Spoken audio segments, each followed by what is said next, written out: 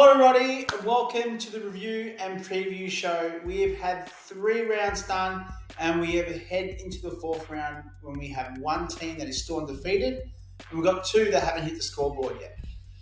So let's have a quick review of the round 3. A pretty controversial week where we've had 2 teams who actually won without a ruck, with one of those games decided by less than a point, and some great manager byplay in there as well. Only 2 teams actually got their predicted score, but it's probably still a little bit too early to look at that. So what we can look at though is round 3. So let's do it. Or in the words of Optimus Prime and my beautiful little boy Michael, who always goes, roll out! Autobots, transform and roll out!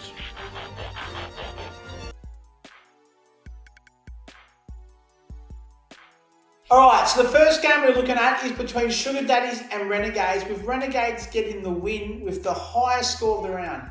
The final score there was 349 to 395. Renegades, they were boosted by the return of Jesse Hogan, who got 44 as a full forward. And TDK, he continued his stellar start to the season and has actually proven a pretty good retain play for Renegades, who eventually goes, no, I don't know who to choose, I'll just choose him. But he got 103 as a utility. Baylor Smith was a good return as well for him, and he continued his good round of form, 53 as a midfielder. Sugar Daddies did have a few players down and probably were playing in the wrong positions. However, this week, their 3 best on the ground were Jai Simpkin getting 96 as utility. Matt Round had an awesome game, and although he got a beautiful score, 47 as a tackler, it feels like it was wasted in that position. Himmelberg was the other one to stand out, and he's actually had a pretty good start to the season. He got 61 as a halfback. So if we have a look at the optimised lineups, we can see that the Renegades still would have got the win, 442 to 415. A few changes to both sides though. Rao would have gone into utility for Sugar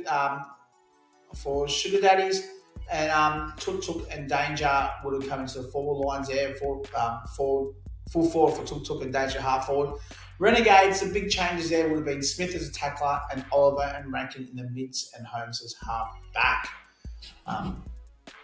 So the next game now we're going to look at is Maltese Falcons getting win number 2, leaving punters Paddock winless for the year.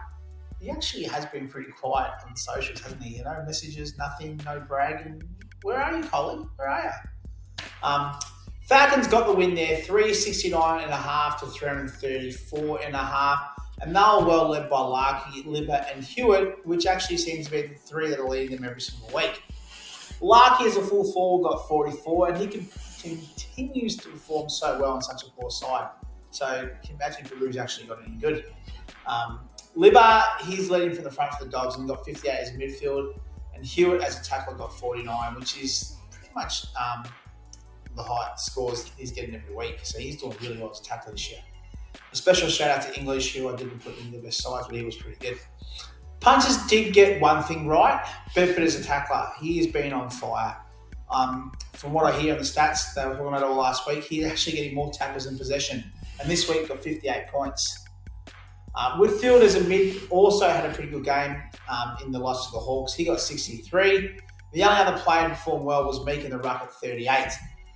If we look at the optimised lineups, Falcons got a massive score of 451, while Punters get 374.5. Big Tex will come into half forward and Libber at utility. Jackson will go into the ruck, and Dr. Davidson gets to run in the midfield. Punters would have Laird come in and Cameron and Wincade swap in the team in terms of their positions. So now let's have a look at the game of the round.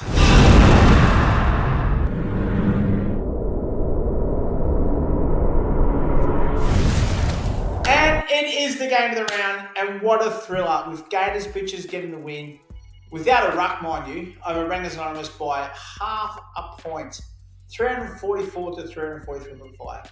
And yes, I was refreshing, making sure there was no stat corrections in Rolly O'Brien in that game.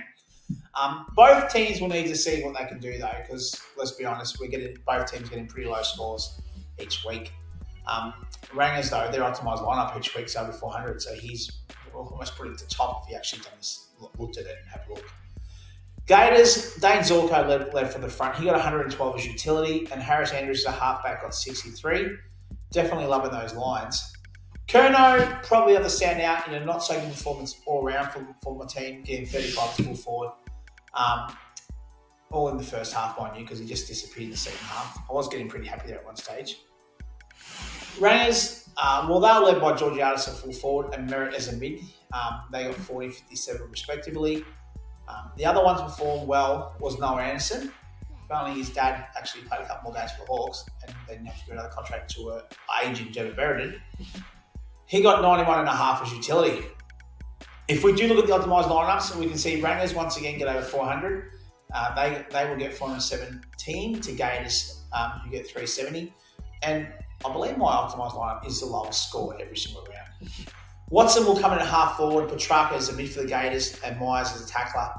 Rangers, whole lineup pretty much changes. Saligo, he's been in good form but can't get a look in or staying on the bench there. And Taranto will go in tackler and May will go in as a halfback. Taranto's getting tagged every week, so maybe we need to look at that, Rangers.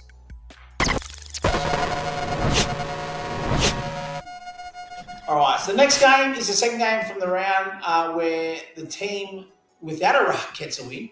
And this actually didn't have someone jump in and get a low scores ruck. This actually team didn't have a ruck. And that was El Diablos getting the win over the previous undefeated Bombers forever, 362 to 336.5. Both teams were crippled with injuries, with Big O being laid out and unable to swap. Just remember though, teams are named 1 hour before the first bounce. And although with his team though, he could have put Wines in his ruck and probably played Tim Kelly in the mid. Still would have got the win if he'd done that, but that's the choice he made, play without a ruck, and it worked. He won. Bombers, they lost Rochelle and McGovern to injuries. And if you look at the scores, aren't too bad. McGovern scored 48 and he played just over a half. It was pretty amazing as a halfback, to be honest. Both full forwards were great. Ben King could have got 7 or 8 goals. He got 53 and the Thrill Seeker got 39. They're both full forwards. Sarong, 63 and Wines 55. And Wines was a loophole player. Were great in the middle for El Diablos. The other loophole player to get a game for the Bombers was Chera. He got 50 and McRae continued his to start the season with 93.5. If we do look at the optimised lineups, still had the same result. Toby Green will go to half forward for the Cox and McCluggage at utility. And clearly, he will play at rugs with Pricks coming in the rugs. And Cripps will come in as a tackler. Bombers forever though do bring in Darcy to half forward, which is amazing how he still is not getting the game in the form that he's in. But given the fact that he's got a few injuries this week, no doubt he will get a run. Ashcroft will go to the mid, and Caleb Daniel, who is just stat padding, because that's what he does in the back line for North Melbourne, with his little 5-metre kicks and running after and getting the ball back. He gets another half back, which, mind you, by the way, is great for our game. Anyway, let's look at the final game. It's top versus bottom, and the undefeated Gods defeating the 0 wins in Seek and Destroy, 369.5 to 290. Embarrassing. I hope I don't get that score. Seek and Destroy definitely need to look at some changes though, because the season's getting away from them and they're on bottom of the ladder, no wins, and they're getting low scores. Gods, the start of the season has been well led by Tom Atkins, who as a tackler has been in great form, and this week he got 68 as a tackler. Wanganeen Malira, Mick's first pick, done what he does every week. He got 59 as a halfback, and both mids were pretty good, were pretty great actually. Short the standard as a follower with 53. Probably all kicks, not one clearance in that, no doubt. S&D scored 290. Didn't really have too much to talk about, although Sinclair was pretty awesome with 69 as a follower. Besides that, Max Gorn, not too bad, but the rest were pretty rubbish. Pretty rubbish like Flanders' hair, really. He probably gets out the third best player in that particular one there. The optimised lineup won't really change the result. Gods will bring in a miss and McKercher, and Brayshaw goes to utility. S&D, Will Day will come in as utility, and Sinclair will go to halfback. Alright, so if we look at the results and best lineups, we can see Renegades, Falcons, Gators, and El Diablos get the second win of the year. Gods stay undefeated with their third win of the year. The team of the week scored about 541. 2 Sun Boys in King and Took at the forward line, and they're drawn by Rao in the mid. Libba's the utility of 112 and Zorko at the halfback. Sinclair gets the follower's position and Atkins as the tackler, while Jackson is in the ruck. which probably this season, most people that play ruck against West Coast will probably be in that position, to be honest. And if we look at the ladder after 3 rounds, we've got the Gods top with 3 wins, and S&D and Punters no wins at the bottom. Everyone else 2 or 1 win. Still very early in the season. All right, so let's have a look at round 4 fixtures, and the Hawks and the Bombers do have the bye this week. So if we look at this, unless there's a draw, we only have 1 team left without a win this week, because Punters Paddock are playing Seek and Destroy. So surely one of them has to get a win, surely. But Punters, obviously they'll be hoping their forward line fires, because Hitwood plays the Tigers and Cameron plays the D's. Both of those teams aren't playing too well. Unless, though, Darcy passes the fitness test, he will have no ruck. He's named to the test. At the moment, he hasn't got a recognised ruck, and Myercheck's going to come in after he comes back from his bye. This week, though, they do lose Ridley to the bye, and Treloar and King are still on the injury list. Seek and Destroy lose Day to the bye. They also lose Caldwell and Langford. However, they both actually got injured. They were both injured, and Caldwell's at 3 weeks now, I think, with a hamstring injury during the bye week. But Nick Dacos does return for him, which is a welcome addition to their lineup. What are the possible loophole players here? Well, Punters do have a possibility of playing Jeremy Cameron, Myercheck, Stengel, or Salem, or Sparrow as a loophole. Or they can play Laird, who plays the early Saturday game. Seek and Destroy have the most likely options of Flanders, who's actually in that position at the moment. Or they can actually go Dacos, DeConing, or even Shonny Neal as a loophole player. But possibly Flanders looks the better option. Sam DeConing might be alright, actually. Alright, so let's look at the next game. It's second versus third. It's Bombers Forever versus Maltese Falcons. Injuries have hit the Bombers after a hot start to the season, so a restructure is required, and Darcy is finally going to get a run, it looks like.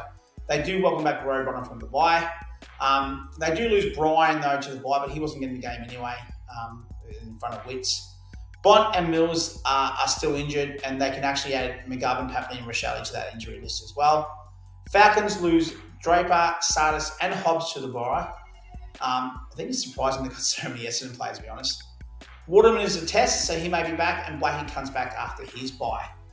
Loopholes, well, Bombers have Cherry in there and Falcons have Walsh. They're probably the better option for him. They do have other options if they choose, which could be players like Doherty and Perriman for Bombers, or Crouch and Reedy for the Falcons. All right, so the third game, Rangers versus the God, and if you look at this optimised lineup, will be a close game, but Rangers don't play their optimised lineup, or even close to their optimised lineup. They're about 100 short every week. But they do lose their best player for the season in Merritt, and Caddy's also out with the bye. But Jordan Nagoa is back, which he's played 1 game and is pretty good. Still is a fitness test. He did hurt his knee last week and was with late withdrawal. And currently he's got Saligo in his interchange, but he could easily swap him with Nagoa because Nagoa plays Thursday night, Saligo plays early Saturday. Besides that, they've got a pretty good squad to choose from in terms of injury-wise and bye-wise. Gods, well, they welcome back Chad Warner, Josh Dacos, and Tim Membry from the bye, and they've also got Pickett back from suspension, I believe. So they've got a full squad to choose from. They've not got any injuries. So their possible loopholes will be Pickett or even Josh Dacos, you would think. And, well, that's what I would think that he will play. But, yeah, this is pretty quick to go through because there's not much happening there. No injuries, no byes, nothing. So let's look at the fourth game. It's El Diablos versus Renegades. It's 4th versus 5th. And Diablos obviously hoping to have a ruck this week. And the ruck plays the Eagles, so they'll be pretty happy about that. They do lose Carl Amon to the bye and Mansell to suspension. They also have options of Parker, who plays his old team in the Swans. He could be up for that game, you never know. Armity and Crisp also come back from the bye for El Diablos. Renegades, well, Warple was injured, but he has to bye, as does Sicily and Dylan Shield. But Heaney does come back from the bye and will no doubt slot straight back into his team. Loman did hurt his ankle again and looks like he may miss. But Hardy Young is a test, so we're interested to see Freo's selection because they've got Hayden Young and Darcy as a test this week. Who are the loopholes? Well, Diablos has Crisp in there at the moment, and he's the most likely option, but he has got the option of Jack Crisp or Ben Keys, and they can choose from anyone they want, but most likely go by the early games. Renegades, they've got Chineke there, and they've also got other options in there in terms of Holmes, Smith, and Oliver. But they probably wouldn't always play their Fritz going there because he's been useless this year. All right, let's do the last game. It's Gators Bitches versus Sugar Daddies, and both teams have been hit with a few buys this week. Gators have got Watson, Newcomb, and Moore out from the Hawks, and McGrath missing from the Bombers. They do have a ruck this week, so I'll be happy with that. Sugar, he's got 4 losses to the bye as well, with Redmond, Kako Parish, and Martin all missing. Gators have Grundy coming back and Dan Houston, and Sugar has Darcy Cameron. And with injuries wise, Butters is set for a test, so he could be a welcome return to the Gators lineup. But they still have Goulden and Yo injured, who Goulden won't be out till round 15, and Yo's still 3 to 5 weeks away. Sugar, well, he's got Fisher as the only injury, but Mackay is still missing in terms of personal reasons. Ainsworth and Tom Stewart are test. Tom Stewart was laid out this week, so will he play? Possibly. But he was a test. So we'll find out tomorrow.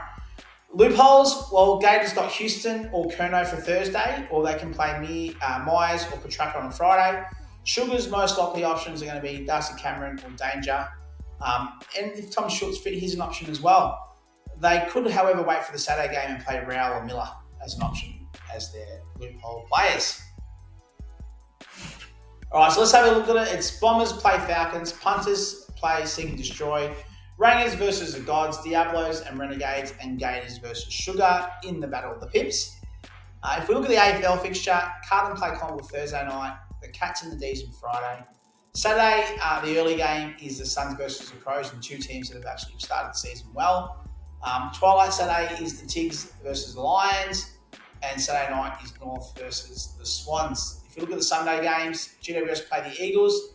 That could be scary for the Eagles, especially since the captain doesn't want to be there. And the Saints, well, they go back to Adelaide. It's 2 times in 4 weeks, and because of Gather Round next week, they play out of the first 5 rounds, they play 3 times in Adelaide. They play Port Adelaide this week. And the final game is Freo versus the Dogs. Just remember, Hawks and the Dons do have the bye this week.